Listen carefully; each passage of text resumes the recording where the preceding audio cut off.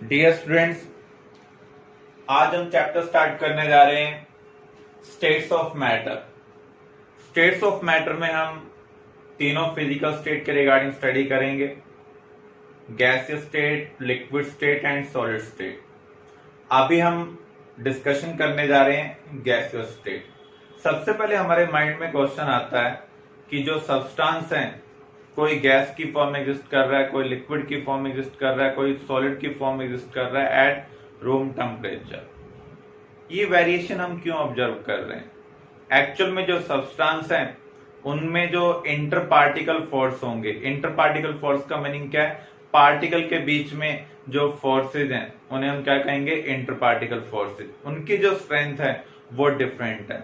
अगर किसी के इंटर पार्टिकल फोर्स इतने ज्यादा स्ट्रॉन्ग है कि हम उनको रूम टेम्परेचर पर एनर्जी प्रोवाइड नहीं कर पा रहे हैं कि पार्टिकल एक दूसरे के अट्रैक्शन से फ्री हो जाएं, तो उस केस में पार्टिकल फिक्स रहेंगे। और जिस स्टेट के अंदर पार्टिकल फिक्स्ड होते हैं, मूव नहीं करते हैं, दैट इज सॉलिड स्टेट। अगर हम थोड़ी एनर्जी प्रोवाइड कर पाए कि जो अट्रैक्टिव फोर्स हैं वो थोड़े से ब्रेक हो जाएं, लेकिन पार्टिकल एक दूसरे से बहुत ज्यादा दूर ना जा पाए, थोड़ा बहुत मूव कर पाए, उस केस में वो मैटर किस फॉर्म में एग्जिस्ट करेगा? लिक्विड फॉर्म में। अगर हम बहुत ज्यादा एनर्जी प्रोवाइड कर पा रहे हैं जितनी रिक्वायर्ड है उसके कंपैरिजन में, तो उस केस में पार्टिकल बहुत ज्यादा फ्री हो जाएंगे, उनकी काइनेटिक एनर्जी ज्यादा हो जाएगी, क्योंकि अट्रैक्शन को ओवरकम करने के लिए जो एनर्जी चाहिए उससे हम एक्स्ट्रा एनर्जी उनको प्रोवाइड कर रहे हैं, जिससे काइनेटिक एनर्जी ज्यादा होगी, पार्टिकल्स फार अवे ज्यादा जा पाएंगे। और जहां पर इंटर पार्टिकल डिस्टेंस बहुत ज्यादा होता है, मैटर की उस फॉर्म को हम क्या बोलते हैं? Gaseous state. क्लियर? अब हम सबसे पहले सॉलिड, लिक्विड और गैस स्टेट में कुछ बेसिक डिफरेंस देखते हैं जो ऑलरेडी आप स्टडी कर चुके हैं। गैस को हम कंप्रेस कर सकते हैं, जो इंटर पार्टिकल डिस्टेंस है वो बहुत ज्यादा है। लिक्विड को हम बहुत कम कंप्रेस कर सकते हैं, इसलिए हम उसको क्या बोल रहे हैं? Incompressible fluids. यहां पर जो पार्टिकल्स हैं वो क्लोजली पैक्ड है in comparison to this. Solid के केस में जो पार्टिकल होंगे वो क्या होंगे? फिक्स्ड होंगे, रिजिड होंगे। यहां पर जो पार्टिकल्स हैं वो मूव नहीं कर सकते। ये बेसिक डिफरेंस है in solid, liquid and gas.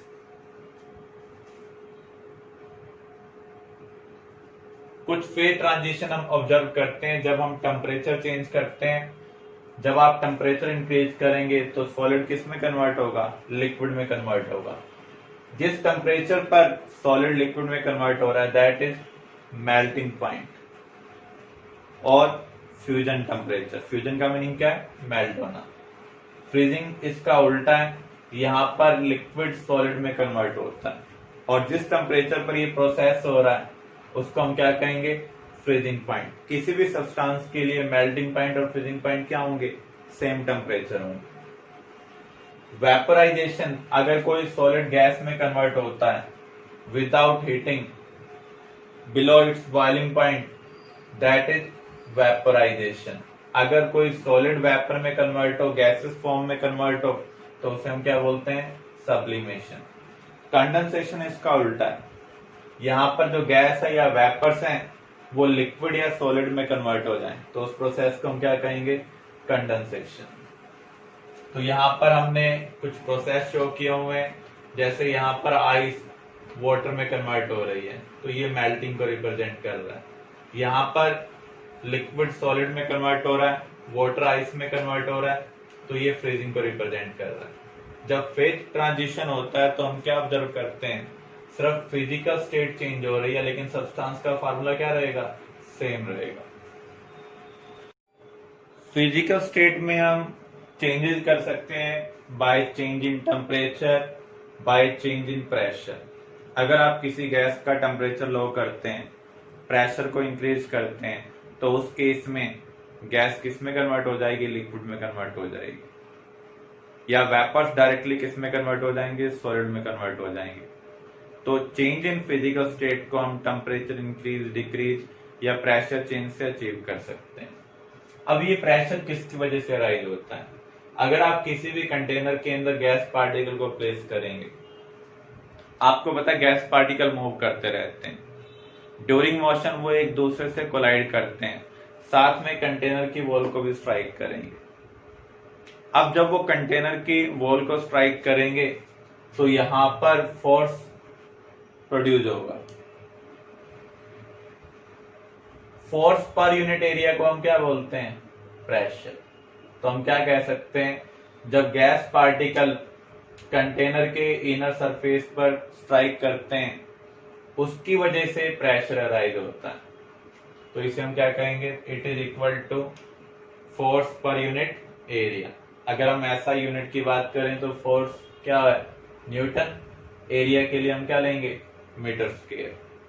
अब प्रेशर को हम कई तरीकों से रिप्रेजेंट करते हैं एटमॉस्फेयर की टर्म में। जो सी सरफेस पर प्रेशर लग रहा है दैट इज 1 एटमॉस्फेयर। जैसे जैसे एल्टीट्यूड इंक्रीज होता है प्रेशर भी क्या होगा? डिक्रीज होगा, क्योंकि हमारे ऊपर जो अमाउंट ऑफ गैस है वो क्या हो रही है? कम हो रही है।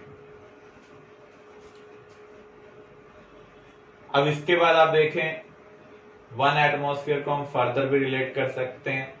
अगर आप किसी कंटेनर के अंदर मरकरी को फिल कर लें,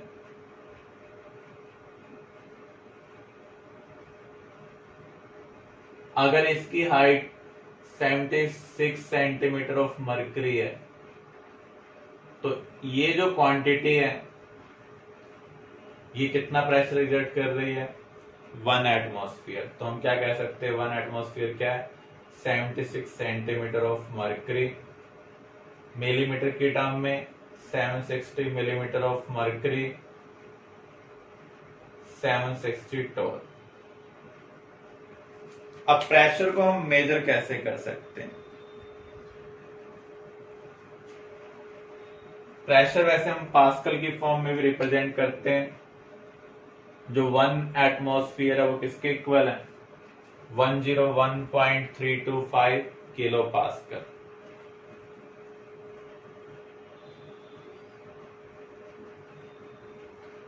प्रेशर को हम मेजर कैसे करते हैं इसको हम अंडरस्टैंड करते हैं।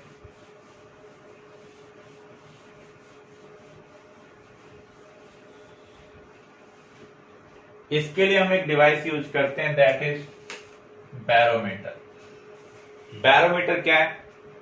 एक कंटेनर है जिसके अंदर हमने मरकरी को फिल किया हुआ है। इसके अंदर हम एक ट्यूब प्लेस करेंगे।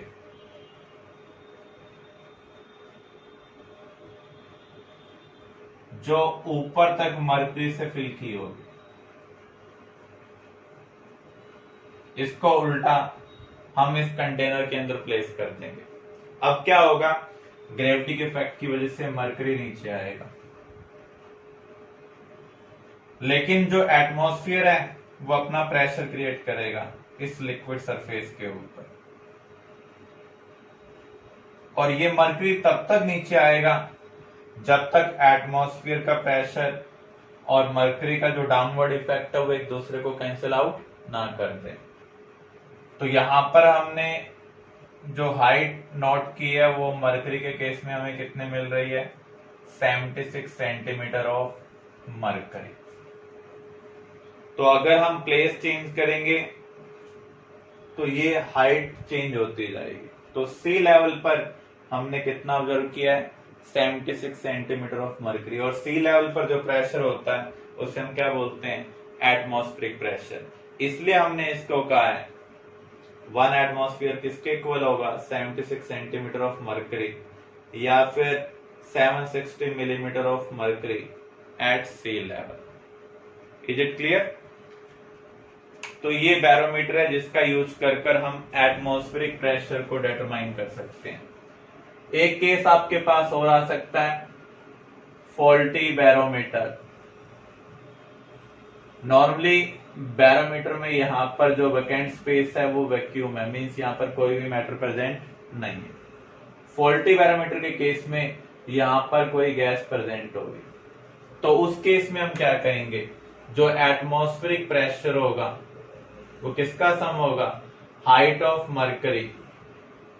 एच यहां पर क्या है? Height of mercury column plus pressure of gas.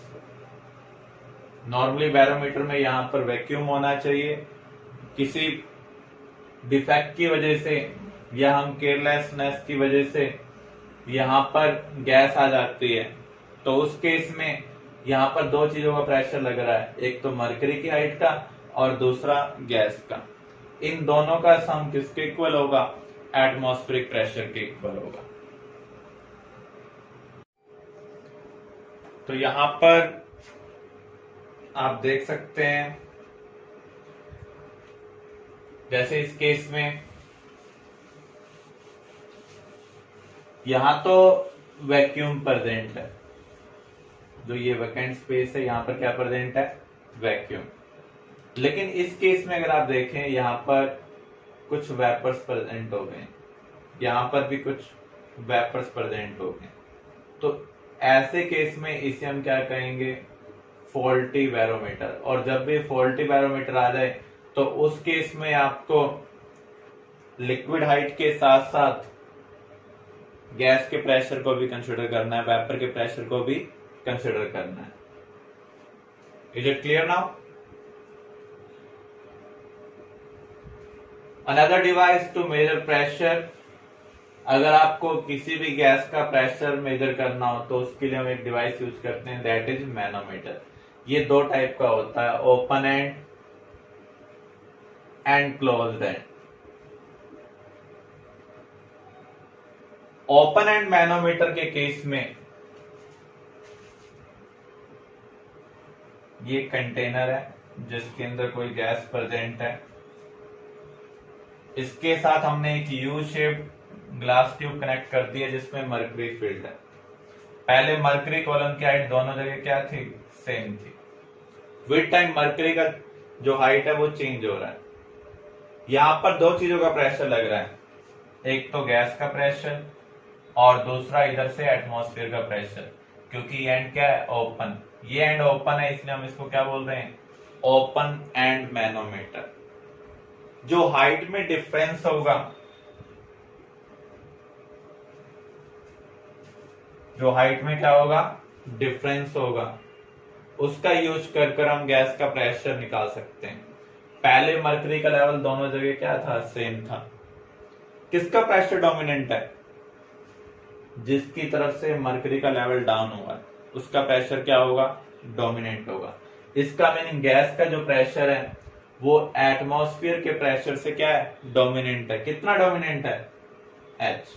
तो यहां पर हम क्या कह सकते हैं? Gas pressure given by atmospheric pressure plus difference in height of mercury column.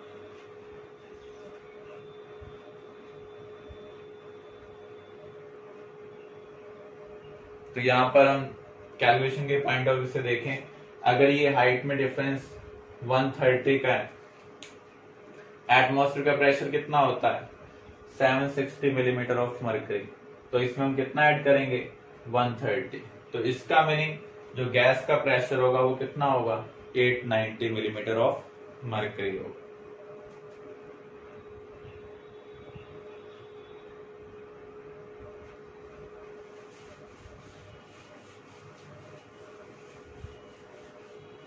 इस केस में भी आप देख सकते हैं ओपन एंड मैनोमीटर हम यूज कर रहे हैं, दोनों जगह मर्करी का लेवल क्या है? सेम है। इसका मीनिंग किसी का प्रेशर डोमिनेंट नहीं है। तो यहां पर गैस का प्रेशर किसके इक्वल होगा? एटमॉस्फेयर के प्रेशर के इक्वल होगा। पीए यहां पर किसको रिप्रेजेंट कर रहा है? एटमॉस्फेरिक प्रेशर को।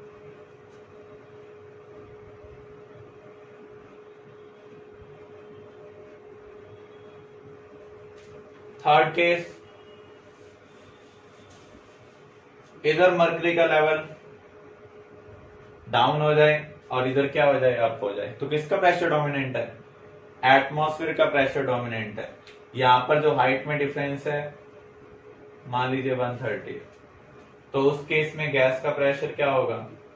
एटमॉस्फेयर के प्रेशर से कम होगा। कितना कम है? जो हाइट में डिफरेंस है। हाइट में डिफरेंस कितना का है? 130 का। तो हमारा आंसर क्या होगा? 760 माइनस 130, 630 मिलीमीटर ऑफ मर्करी। तो जब आपको मैनोमीटर दिया हो तो उस केस में इस तरीके से हम प्रेशर डिटरमाइन कर सकते हैं।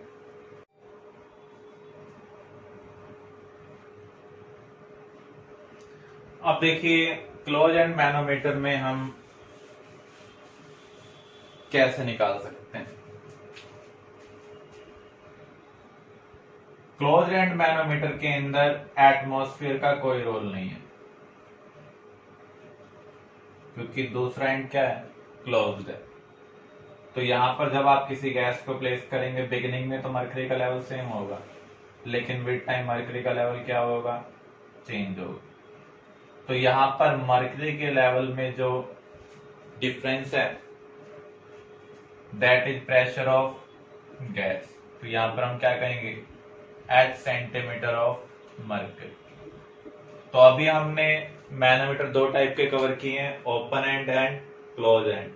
ओपन एंड मैनोमीटर में ये वाला एंड ओपन होगा और यहाँ पर एटमॉस्फेयर रोल प्ले करता है। अगर गैस का प्रेशर एटमॉस्फेयर से डोमिनेंट होगा तो आपको एटमॉस्फेयर के प्रेशर में डिफरेंस इन हाइट को ऐड करना होगा। अगर एटमॉस्फेयर का प्रेशर डोमिनेंट है तो उस केस में आपको एटमॉस्फेयर के प्रेशर में से हाइट के डिफरेंस को क्या करना है, सब्ट्रैक्ट करना है। जिस साइड मर्करी का लेवल डाउन होगा उधर ही प्रेशर डोमिनेंट होगा। अगर इधर का लेवल डाउन है तो गैस का प्रेशर डोमिनेंट होगा। अगर ओपन एंड वाली साइड से मर्करी का लेवल डाउन है तो उस केस में एटमॉस्फेयर का प्रेशर क्या होगा, डोमिनेंट होगा। तो न्यूमेरिकल्स में हम इनका यूज करेंगे।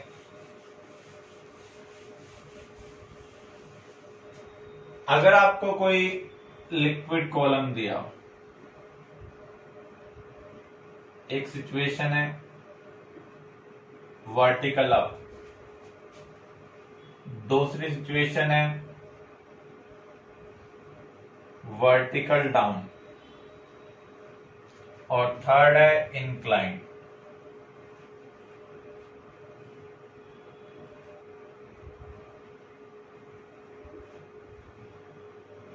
इन सब के अंदर मर्करी फील्ड है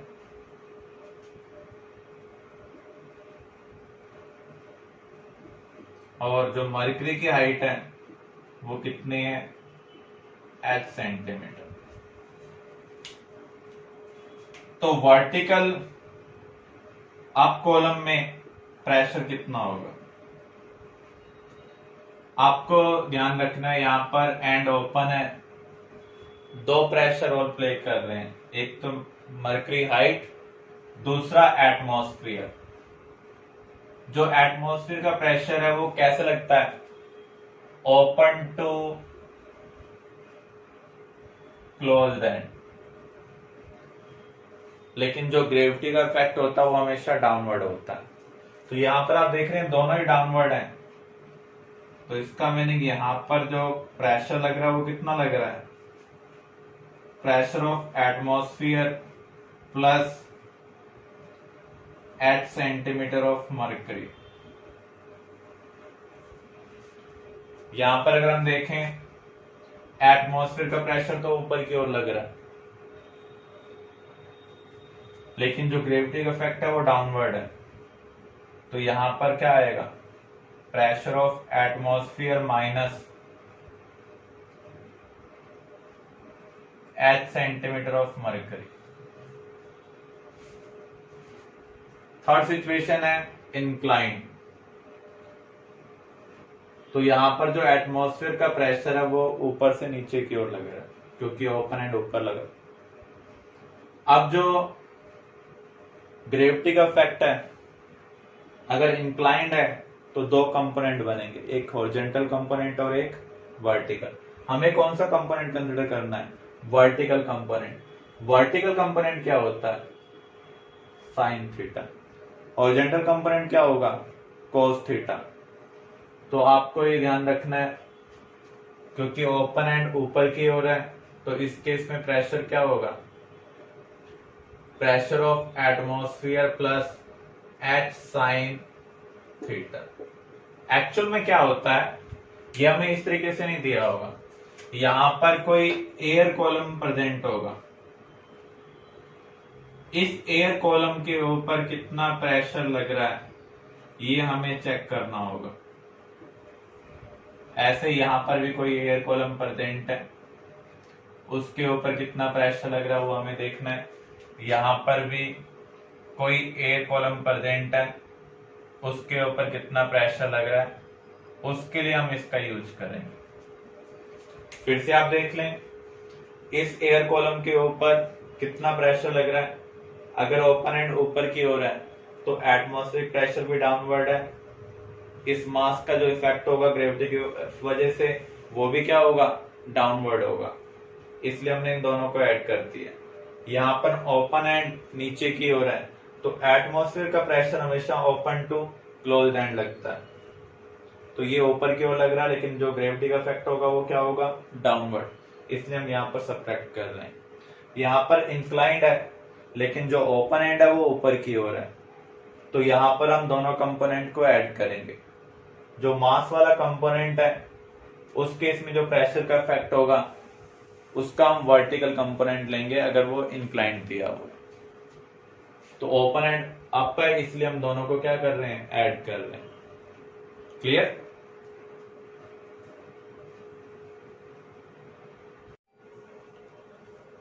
अब हम स्टडी करने जा रहे हैं, अगर हम मैनोमीटर के अंदर किसी और लिक्विड को प्लेस करें इन प्लेस ऑफ मरकरी, तो वहां पर जो हाइट मिलेगी उसको हम कैसे एटमॉस्फेरिक प्रेशर से रिलेट करेंगे। उसके लिए हमें उस लिक्विड की हाइट को मरकरी हाइट में कन्वर्ट करना होगा। जब तक हम ये कन्वर्जन नहीं करेंगे तब तक हम उसको एटमॉस्फेरिक प्रेशर के फॉर्म में कन्वर्ट नहीं कर सकते हैं, क्योंकि अभी तक जो भी हमने रिलेशनशिप स्टडी की हैं वो हमने मरकरी की टर्म में स्टडी की हैं। जैसे 1 एटमॉस्फेयर किसके इक्वल है, 76 सेंटीमीटर ऑफ मरकरी या फिर 760 मिलीमीटर ऑफ मरकरी। तो कैसे हम इनको हाइट के टर्म में रिलेट कर सकते हैं। प्रेशर क्या होता है,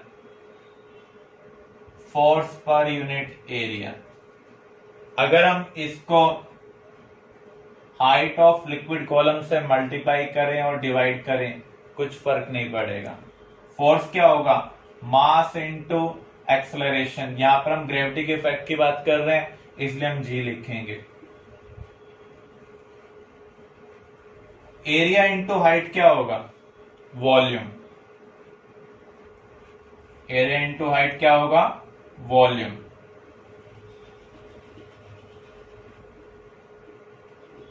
तो यहां पर मास अपॉन वॉल्यूम क्या है, डेंसिटी। इसका मीनिंग किसी भी लिक्विड कॉलम का जो प्रेशर है वो हम कैसे डिटरमाइन कर सकते हैं, रो जी एच। रो यहां पर डेंसिटी है, जी यहां पर है acceleration due to gravity, h यहां पर क्या है, हाइट ऑफ लिक्विड कॉलम। तो प्रेशर ऑफ लिक्विड कॉलम हम इसका यूज कर डिटरमाइन कर सकते हैं।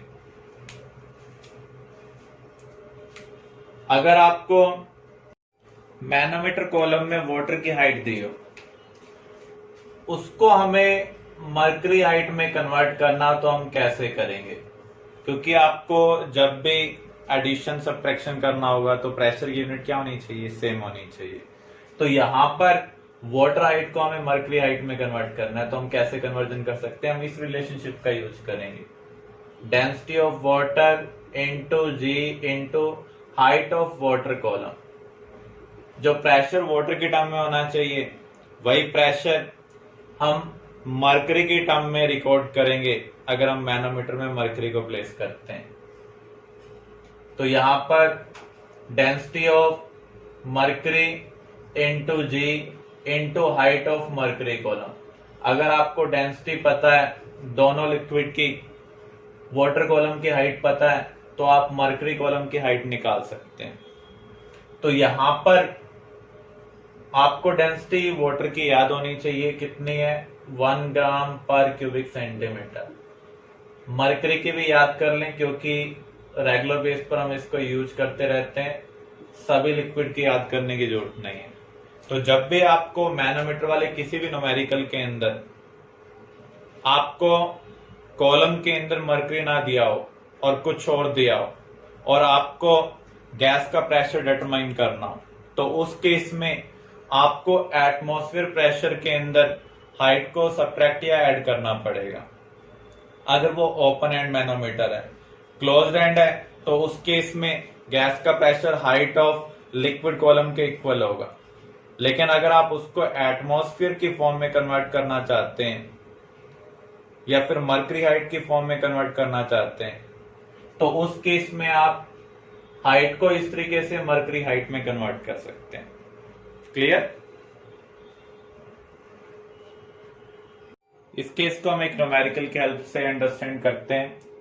तो यहां पर आप देख सकते हैं एक गैस मैनोमीटर से कनेक्टेड है और यहां पर हमने वाटर को मैनोमीटर में प्लेस किया होगा। यहां पर हाइट में डिफरेंस दिया हुआ है, हमें गैस का प्रेशर निकालना है एटमॉस्फेयर के टर्म में। तो इसको हम सॉल्व कैसे करेंगे? ओपन एंड मैनोमीटर में गैस का प्रेशर जब हम निकालेंगे तो उस केस में जो डिफरेंस इन हाइट है वो आपको एटमॉस्फेरिक प्रेशर में या तो ऐड करनी पड़ेगी या सब्ट्रैक्ट करनी पड़ेगी। अगर गैस का प्रेशर डोमिनेंट है तो ऐड करेंगे, एटमॉस्फेयर का प्रेशर डोमिनेंट है तो हम एटमॉस्फेरिक प्रेशर में से डिफरेंस इन हाइट को क्या करेंगे? सब्ट्रैक्ट करेंगे। यहां पर आप देख सकते हैं लिक्विड कॉलम की हाइट किस तरफ कम है? गैस की तरफ। इसका मीनिंग गैस का प्रेशर डोमिनेंट है। तो यहां पर P atmosphere plus difference in height, atmosphere pressure कितना होता है? 1 एटमॉस्फेयर। यहां पर हाइट ऑफ वाटर दी हुई है 68 सेंटीमीटर ऑफ वाटर। इसको हमें एटमॉस्फेयर में कन्वर्ट करना है, तभी हमारा आंसर एटमॉस्फेयर में आ पाएगा। तो इसको हम कैसे एटमॉस्फेयर में कन्वर्ट कर सकते हैं? तो यहां पर हम रिलेशनशिप यूज करेंगे, row of water into g into height of water equal to row of mercury into g into height of mercury. जी से जी क्या हो जाएगा? कैंसिल। वाटर की डेंसिटी कितनी है? 1 ग्राम पर cubic centimetre. Height of water कितना दिया हुआ है? 68 सेंटीमीटर। तो यहां पर डेंसिटी क्या वाटर की, सॉरी मर्करी की 13.6। तो यहां पर इस इंफॉर्मेशन का यूज करते हुए हमें हाइट ऑफ मर्करी निकालनी है।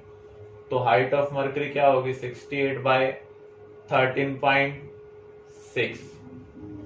तो यहां पर हमें इसको सॉल्व करना है।